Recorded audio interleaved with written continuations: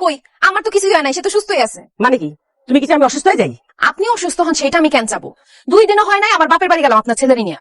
এর মধ্যে বাড়িতে কি এমন ঘটলো যে আমাদের জরুরি ভাবে বাড়িতে আসতে বললেন? মামা কত কি হয়েছে? শাহিদ, একটা সুখবর আছে। কি কও, কিসব খবর? আরে আমি আশার বিয়া ঠিক করে ফেলেছি তো। এটা তুমি কি করেছো মা? আশা আমার একমাত্র ছোট বোন। আমি বাড়ি থেকে যাইতে না যাইতে আমার না জানায় তুমি তো বিয়া ঠিক করে ফেলেছো। আরে হঠাৎ করে তো রাখলি মাছ আছি, ছেলেটার সাথে করে নিয়েছে আশার দেখানোর লেখা। ছেলের নাম সেলিম, সরকারি চাকরি করে। দেখতো মাশাল্লাহ খুব সুন্দর। আমাদের আশারে তার খুব পছন্দ হয়েছে। তার ছেলে তো তেমন কিছু চাই নাই, সরকারি চাকরি করে তো, তাই অফিসে যাওয়া আসার লেগা একটা মোটরসাইকেল চাইছে। আর আশারে একটু কানে গলায় একটু স্বর্ণের জিনিস চাইছে। আর একটু ভালো করে অনুষ্ঠানটা করলেই হইব। মা, মোটরসাইকেলের দাম কত তুমি জানো? একটা মোটরসাইকেল কিনতে কমপক্ষে 1.5-2 লাখ টাকা লাগবে। বিয়ের অনুষ্ঠান, স্বর্ণ গয়না এগুলো কিনতে 5-6 লাখ টাকার মতো লেগে দেবো।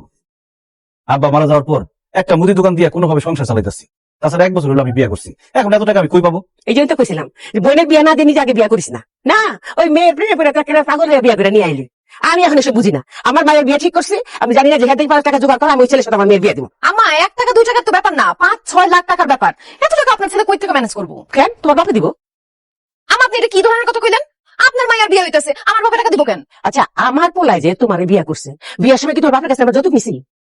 এখন আমার মাইয়ার বিয়া, তোমার বাপের বলো 2-3 লাখ টাকা দিয়ে একটু সহযোগিতা করতে, পরে যখন আমার পোলায় কামাই রোজগার করতে পারবো তখন তোমার দিয়ে দিব। অসম্ভব, আমার বাবা 1 টাকাও দিতে পারবো না।